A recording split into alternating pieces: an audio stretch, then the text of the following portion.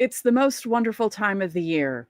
That time of the year when Pete Alonso is linked to the Yankees. We're going to talk about that, changes at yes, and of course the World Series on an all-new live edition of Locked On Yankees.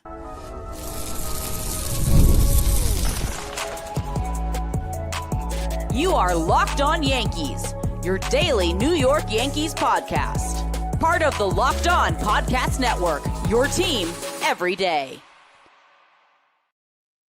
Welcome to Locked On Yankees, which is part of the Locked On Podcast Network, your team every day. Thank you for making us your first listen every day. I'm Stacey Gotsulias.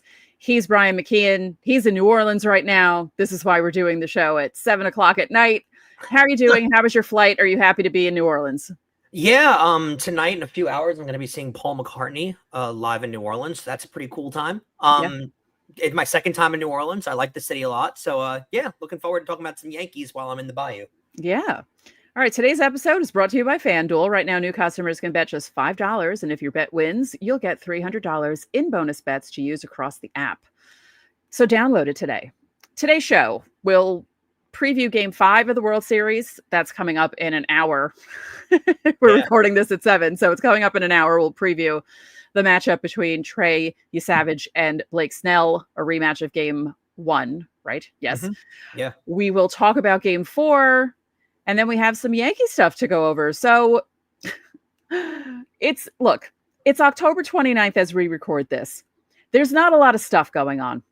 No. And I always find it funny that this is the time of year when someone from a New York area website will talk about Pete Alonso and the Yankees. It's not going to happen. It's not. I would bet my hair that I'm wearing down for you guys today. I would bet my hair that it won't happen, but I would like to discuss this because I want to go through all the points of why Pete Alonso probably wouldn't work as a Yankee acquisition. Yeah, it's interesting because this rumor, like you said, tends to leak once a year. And to me, ultimately, the Pete Alonso thing feels like a bad long-term contract the Mets wind up signing, but kind of have no choice to because he's been a franchise icon. He now leads the franchise in home runs. He's going to hold a lot of other records in the future of them.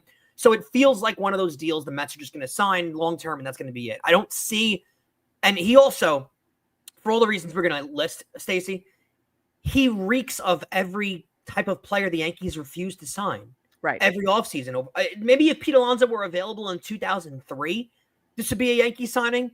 But right now, it wouldn't make any sense. I was literally going to bring that up because they haven't signed a first baseman who was basically offense only since Jason Giambi in 2001. Yeah. Because since then, it's been Mark Teixeira, right? Like, there's been guys who are better at first base defensively. Who had the offense, but he was also a platinum glove defender. Oh, yes. Like they finally decided, hey, let's actually have a first baseman who can hit and play defense and not stand there like a statue most of the time. Although I will give Giambi some props because, he was my boy back in the day. He was very good at scooping. He bailed out Derek Jeter quite a few times on throws from second base, from shortstop and second base, doing like a double play. And he was also, I saw him do a 3-6-3 double play in person, which people were like, you did? I said, yes. I saw Jason Giambi turn a 3-6-3 double play. Yes. It was amazing. It was amazing. So this is the thing. We talked about this. I can't remember how long ago it was. We talked about this when it came to Juan Soto and the Mets and Pete Alonso on the Mets. Both Pete Alonso and Juan Soto are going to be DHs, and I feel like Juan Soto is going to be a DH sooner than people expect him to be a DH. And that's where the problem of people thinking the Yankees could go for Pete Alonso, like that's the same issue, because how many DHs do the Yankees need? They already have too many guys that they could shuffle in DH. Well, yeah, and like I'm one of those guys. I don't have a problem with the Stanton contract. I never really have. Right. But this is one of those issues where they kind of do fall into. Stanton is kind of a permanent DH at this point. So right. You do find now again, I prefer Stanton over Pete Alonso or whatever other DH you're going to go acquire. But this is the problem you find yourself in, is you pigeonhole yourself out of certain free agent conversations by having a DH already on your roster. There's no mystery to who's going to be the DH for the Yankees next year. It's either going to be Ben Rice, Aaron Judge, or Giancarlo Stanton. That's pretty much it next year on their roster. So there's not room for him on that aspect either. So we can cross that X off the list of possible reasons they'd be acquiring Pete Alonso going into next year. Right. You also mentioned Ben Rice, who will probably be, I would assume they would make him primary first baseman unless they trade him in the offseason, which could happen. You never know. But yeah, and we do need to dedicate an entire other episode to the possibilities of moving Ben Rice, because right now, I mean, you could argue his value. I mean, how much, maybe he'll get better. Who knows? I mean, it's only his first real full year in the majors, I guess, kind of second year, but you know what I mean? Mm-hmm. First year of showing this full potential. And if Ben Rice becomes this player, which by the way, is a really solid player, of 265, 26 home runs. Yeah, like you take that, it's a really solid player. So, and who knows if there's an upward trajectory that he's just meeting right now. We don't really know that until we kind of wait and find out. Mm-hmm. And all indications point to the Yankees waiting to find out. Now, if you're the Yankees and you believe that Ben Rice is never becoming that kind of player, that elite level player, then you move him now. Right. But nothing really indicates that they actually don't believe he's going to be a premier player in the league. So there's not really an indication they're going to move Ben Rice right now. Plus the money he's making, the team control they have him under, and the production, I don't really envision a scenario this offseason where they wind up moving him. I just don't. So that X that one out too. Right.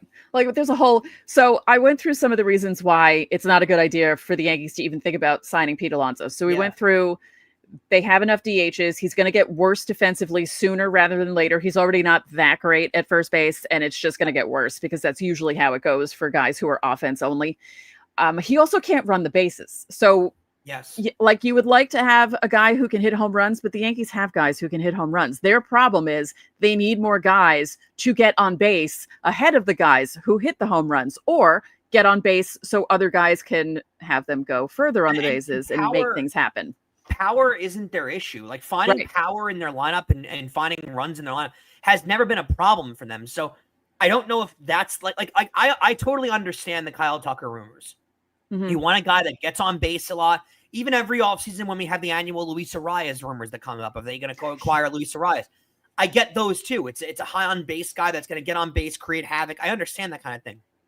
They have Pete Alonso, not in the flesh, but they have Pete Alonso from what he presents, right? A 270 hitter who's going to strike out a lot and hit a lot of home runs and drive in a lot of runs. They have that all over their lineup. I don't think that that's the kind of player they're looking to add right now. Right. Right. And the other thing I saw that was interesting, there were, stuff going around the internet saying that the Mets could be eyeing Cody Bellinger as their Pete Alonso replacement. Yeah, I think the only part of that I think they're going to be in on Bellinger. Oh, yeah. The part that I don't agree with is a Pete Alonso replacement. I think he's an add-on to Pete Alonso in that lineup. I think he's a guy that they could actually really need. They need outfield support. They need guys that can field in the outfield. Like I think Cody Bellinger is a really good fit for the Mets, and it should kind of scare you if you're a Yankee fan, because I do think the Mets are going to be willing to spend a level of money that, I would classify as stupid, but the Mets don't really care and the Yankees do. And there's a battle between what is right and what is wrong when it comes to spending at that level. Like I don't think if the Mets are going to go to $35 million a year for Cody Bellinger and the Yankees step out, I don't think I'm going to sit here and complain that they didn't go that extra mile, because it's probably not worth it. But regardless of that, I do think Cody Bellinger fits a need they have. So they will be in on him. I just don't know if it's going to be a replacement necessarily. Right. So moving on, this is interesting news. This came out on Wednesday that they are restructuring things at Yes. Big moves too. Like significant. Like, when they said that John Flaherty had been with them for 18 years, I thought to myself, my goodness, has it been that long? And then I thought about it and was like, yeah, that's true. He has been there that long. So John Flaherty is out. Jeff Nelson is out. Dave Valle is out. Dave Valle was more on post-game shows, where Flaherty did both post-game and booth. Jeff Nelson, the same. The thing is, and this is what Andrew Marchand said in his article, they're looking to focus more on Kay, Cone, O'Neill, and Girardi. And then with Ruocco helping to fill in when Kay is out, because Kay's going to do 135 games. That's what he's contracted to do in 2026. So you would assume Ruocco will be there. He usually does stuff with Cone. He does things with Girardi. O'Neill usually does the 3-man booth with Cone and Kay. So they have a way to do this. And what I found interesting in that article was that Marchand was saying that the Yankees are always kind of not bashed, but kind of looked down upon almost because they have too many people in the booth and they're not like a set 3-man booth like the Mets booth, which people always talk about how it's one of the best in baseball. So Andrew Marchand is thinking that they're making this change because of all the chatter about that. I don't hate that opinion. Baseball is one of those things where it becomes, people get so comfortable and fall in love with baseball so much because it's such a part of your household. It's on every day. In the summer, you're hearing the same voices on every single day. So people, I think, crave that familiarity where they're hearing the same voices every day with them. I don't think it's great when you have boots that change up a lot throughout the season. I don't have a problem with the Nelson move. I didn't love Jeff Nelson, to be honest with you, on the broadcasts. The Flaherty one feels strange because he was such a staple. So I felt like if you wanted to keep your staples, maybe not in the booth, but Flaherty playing part of the post and pregame was a big move. Like he was there all the time. Yeah. So removing him is strange. I'll tell you the one that I love. O'Neill and Cohn were an obvious to keep, and Kay is obviously one of the best in the business. So I don't have a problem with that. The move that I love to keep and make a more prioritized part of this booth, Joe Girardi. I think Joe Girardi is terrific at calling games. Now, I will admit, I think Joe Girardi would much rather be managing a team right now than being in the booth. But when he got out of the Philly job, he was doing a lot of work with the Cubs and their broadcast, and then he came back over to the Yankees. I know he still lives in the area. Joe Girardi, I think, is a star on television. I think he is so educated when it comes to the game. He brings up terrific points that I'm not thinking of majority of the time. Yeah. He's terrific on the broadcast. So I think keeping him is an absolutely excellent move. Yeah, I like the idea of Marchand also brought this up that with Cohn, O'Neill, and Girardi, you have guys from the dynasty years in the booth, and people like that. Yeah, people do. Yeah, it's nostalgia for all of us who grew up during that era, and they're good at their jobs. Like, O'Neill is goofy, but I like the goofy part of O'Neill, especially when he's paired up with both Kay and Cohn, because sometimes Kay, when games, Kay's opened up a lot over the last couple of years. He was a lot more buttoned up the last 5 or 6 years. He's really opened up a lot. That's what I was going to say. Like they, especially like when a game's going off the rails in either direction, either the Yankees are beating up on someone or the Yankees are having one of their games where the bullpen explodes and they give up 10 runs and then, nothing's really happening in the game. And they bring up these subjects where if you're half listening, you're like, did they just mention, like some random movie that they're talking about or something like that. And because there has to be some sort of levity during games like that. Yeah. And I love that combination. And Girardi even gets into that sort of stuff too, where he goofs off a little bit in the booth. He's not so straight laced, where I feel like Flaherty is a little too straight laced. And as much as him and Kay want to deny that something was going on between them, there was something going on between them.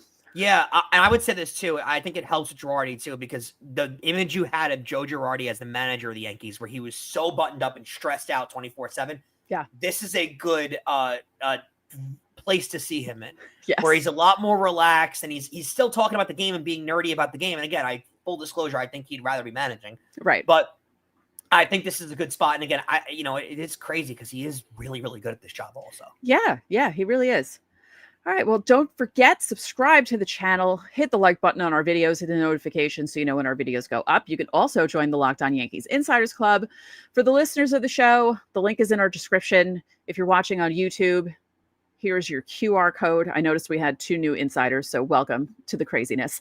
You get text from us. You can text us questions, comments, reactions to trades and signings. You also get top priority on Fan Mail Friday. We send out lineups during the season, any roster moves that are made, and breaking news so you don't have to check social media. We also have a private Discord where you can commiserate during games. That includes the World Series. There is a 14-day free trial. So coming up, looks like the Blue Jays could possibly have momentum again in the World Series. We'll talk about Game 4 next.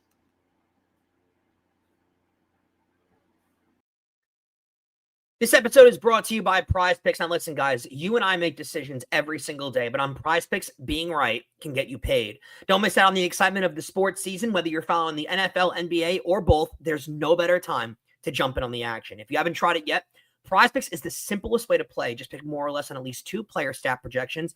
And if you get them right, you win. It takes less than 60 seconds to make your lineup, and you can play anywhere PrizePicks operates, including California, Texas, and Georgia. I've been using PrizePicks during both the football Sundays and NBA tip-offs, and it keeps the games very exciting. I like picking my favorite players like Mahomes and Steph Curry to see how my predictions are going to play out. And the new stacks feature has been a game changer. You can now pick more or less on Steph's points, threes, and assists in the same lineup. Plus, if one of your players leaves early with an injury, the injury reboot saves my lineup from a loss. Download the PrizePicks app today and use code LOCKEDONMLB to get $50 in lineups after you play your first $5 lineup. That's code LOCKEDONMLB for $50 in lineups after your first $5 lineup. PrizePicks, it's good to be right. Guys, good news. Every single Friday, we do Fan Mail Friday, as you guys know, but we're also opening up to comments as well. If you're not part of the Locked On Yankees Insiders Club, this is what you can do. You can go over to that Locked On Yankees YouTube channel, click on the post tab, and you'll see the latest post telling you to leave your questions and comments, ask us about the Yankees or baseball in general. Leave us comments all over about the show. The deadline for this week is going to be Thursday, October 30th at 5 p.m. Stacey, Game 4 of the World Series. Is it safe to say this series is starting to get a little interesting? Yes, I would say so. If you're a Dodgers picker for the series, would you call it too close for comfort? I would think so, because so many people, were convinced that the Dodgers were going to walk all over the Blue Jays. And, even after that long marathon of a game, which, I mean, it could have been demoralizing to any other team. And the Blue Jays just came out the next night and were like, no, we're fine. Credit to them. Yeah. Especially because the next day, here's a better point. Well, not better, but to add on to it. If you sat here and told me after that 18-inning game that Ohtani was going to give the Dodgers 6 innings, 6 hits, 4 earned, well, not 4 earned, but if he was going to give them 6 innings, I would have told you there's no way the Dodgers lose in that game. Right. There's no way. They only scored 2 runs. The Blue Jays get 6. The 4 earned is a little skewed on Ohtani's part because they brought in a reliever who wound up giving up the runs, and it was a screw-up inning, the whole thing. The Dodgers are still prohibitive favorites in the series. They're still like minus 180 to win the series. They're minus 190 in, they're like minus 200 in the game going on in a few, about half hour from now, 40 minutes from now. I don't think it's a total panic spot for the Dodgers. No. I still think they should be favored. I still think they're ahead of the Blue Jays. I do think it could be kind of a wake-up call, though, of, hey, this team will catch you if you're napping. So it's been an interesting turn so far in the series. I still think the Dodgers should be favored, but I'll tell you this. I didn't think at any point we get to 2-2. No. Well, I did, because I picked the Blue Jays in 6. But the way you've watched so far, you really think the Blue Jays are winning the next 2 games? You think the Dodgers are winning the next 2 games? Or do you think it's going 7 at this point? Yeah, I don't know. I really don't. Right? I think, if we go every other game, then the Blue Jays are going to win in 7, right? Well, I just that's the thing, though. I think it's very difficult at this point to still go against the Dodgers because you can still fall back on that starting pitching conversation. Mm-hmm. Like, again, the Blue Jays are going to go back to the well right here with you Savage in game 1, which is a great move, sure. But the Dodgers are throwing Snell at you. So if the Dodgers take this game and then game 6, they go back to Yamamoto, I don't know how much of a chance I can really give the Blue Jays in that spot because it feels like the Blue Jays need to take game 5, which is a weird spot to be in because game 6 and 7 are obviously back in Toronto. Yeah. So you would think, okay, they're going back home. Even if they drop game 5, you're still getting 2 home games. But the Dodgers are going to have the advantage starting pitching-wise. Right. So I don't know which way I really sit. It does feel like the Blue Jays need to take game 5 to have a chance of winning this in 7, if that makes any sense to you at all. Yeah, I think so. Just because of the way the pitching is laid out, sure, for the rest of the series. It's just really interesting to me. I really thought that it would have gone the other way.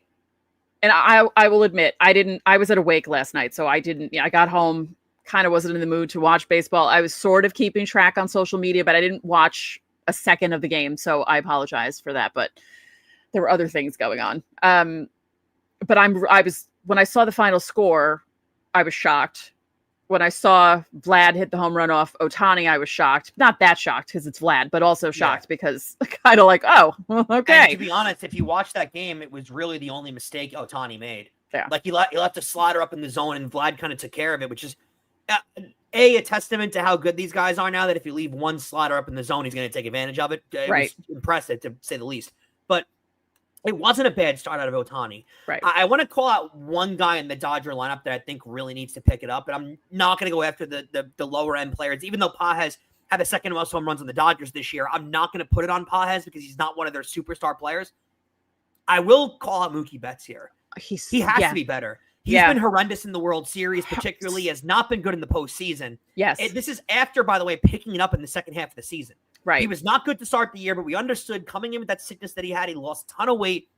He was trying to put the weight back on, and he got up to the season starting off slow. He lost a lot of muscle mass. I understand that completely. But after the All-Star break, he was really good for most of August, most of September. Going into the postseason, he was playing really well. And then to completely collapse in the postseason specifically, but the World Series as a whole, he's been awful in the World Series. And, the Dodgers, thankfully for their part, have the backup reinforcements throughout their lineup to be able to recover from Mookie Betts not playing well.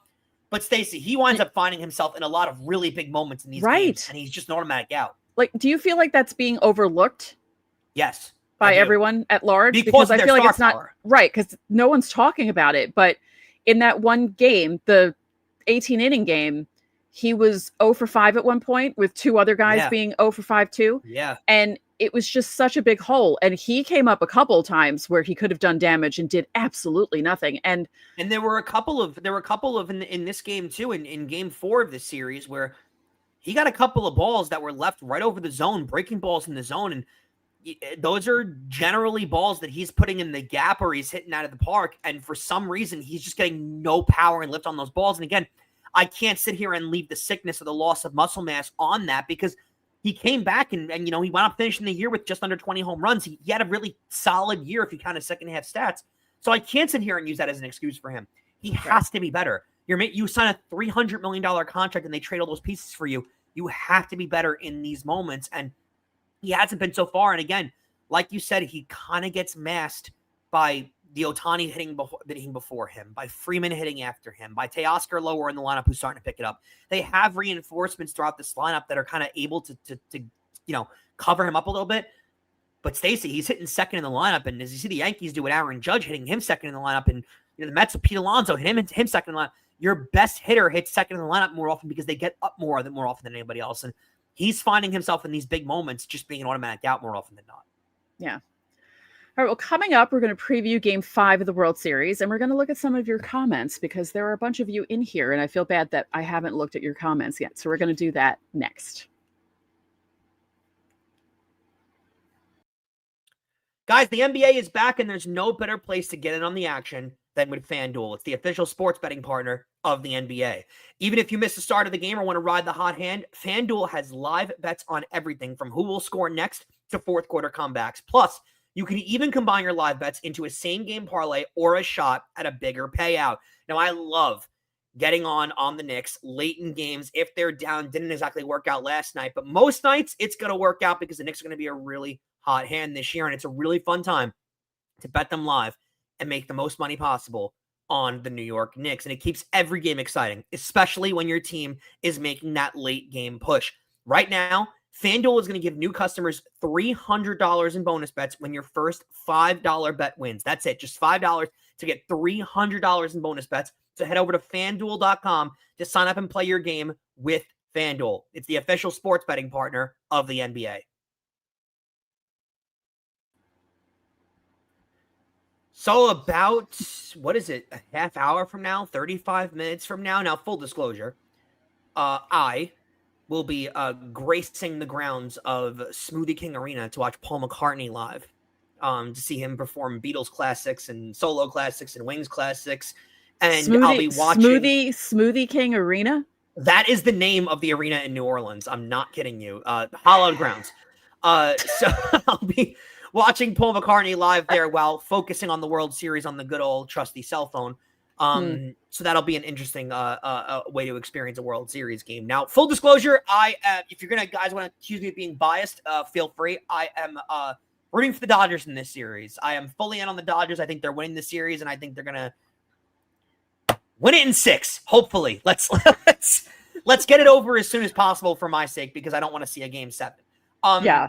I still, after watching the game last night and seeing the Blue Jays win that game and being able to outlast Ohtani and everything that I watched in that game, I still struggle to sit here, Stacey, and give the Blue Jays a good reason for why they're going to win this series. Now, obviously they can. It's 2-2. They have the advantage in home games the rest of the series. I'm not sitting here saying they don't have a chance, but I don't. Where is the handicap? Where is the angle to the Blue Jays winning this series? I can't give you one, and I'm sure you're going to give me something here, but I don't see it. I don't know. It's just, I feel like anything can happen in the World Series, because remember when I'm not comparing the Blue Jays to the Nationals, but people didn't give the Nationals a chance against the Astros because the Astros were like a juggernaut at that point in 2019. And the Nationals came out and shocked the world by winning that World Series. And I feel like people are doing the same thing with the Blue Jays, where they're not giving them enough of a chance. I mean, all of Canada thinks they could do it, but a lot of other people are not giving them a chance. That doesn't count. That's Canada. Yeah, well, but they're, they're getting punched in the face and just bouncing right back up, like with no issues. Coming back from that 18-inning game and playing the way they did is wildly impressive. Yeah. Just to be able to get off the mat and be able to punch back is fascinating there. I will say this. In that national series, you at least, I mean, both of those teams have a generational talent. You had Juan Soto, you have Vladimir Guerrero Jr., so I'll give you that. But the Nationals had Max Scherzer, they had Steven Strasburg, they had Patrick Corbin. Like you had guys that were playing at an elite level at that point in their career, bona fide aces. You had elite players out of the bullpen. Is Kevin Gausman on that level? I mean, I can't sit here and tell you that Trey Savage is on that level. No, but Kevin Gausman isn't on that level when you look at those three guys. But the way he pitched the other night was he went toe-to-toe with Yamamoto until the seventh inning. No, agreed. And that Astros team had, Garrett Cole and it had Justin Verlander. That team had really good weapons too. I don't know if that team was on the exact same level, though, when it comes to what you're seeing at it. Like, this Toronto team doesn't feel like it's as stacked as that Nationals team had when it came to potential of what they had in their lineup. So I don't, you know what I mean? Like the veteran presence, especially with losing Springer now, that's what's crazy to me too. Springer goes out with the oblique. Him not coming in for even a pinch hit appearance in that game, I don't think there's a chance at all that you're going to see George Springer the rest of the series. I think he's seriously hurt, and that's kind of it. Because if there was a chance, you heard the John Schneider comments where he basically sat there and said, "Oh, well, he's healthy. We're going to take it day by day and see what he gives us." Stacey, if he was had a modicum of health left and was able to give them anything, they would have put him out there in the field. It's the World Series, for God's sake. So I don't see how they were going to be able to take him out. I don't see the path, if that makes sense. Like, I think the bullpens are just about equal the way they performed the last 2 days. I think the bullpen's just about equal. I think the Dodgers have the clear advantage when it comes to starting pitching. I think maybe when it comes to lineup, you can give that there's spots in the Blue Jay lineup where they're really clutch and stuff, but the Dodgers overall, I think, have a better and more star power at the top of their lineup. I don't see how you can sit here and tell me the Blue Jays are going to win 2 out of the next 3. They could, sure, but I don't see how the Dodgers can't be significant favorites still. Here's some interesting info. Please. So this is per Sarah Langs. This will be Trey Savage's 5th postseason start. No other pitcher has made even 3 postseason starts within his first 8 overall appearances, regular season plus postseason. He will be the first pitcher in MLB history to start multiple World Series games within his first 8 career starts. He has more postseason starts than he does regular season starts in his career. Yeah. That is insane. And he's pitched well.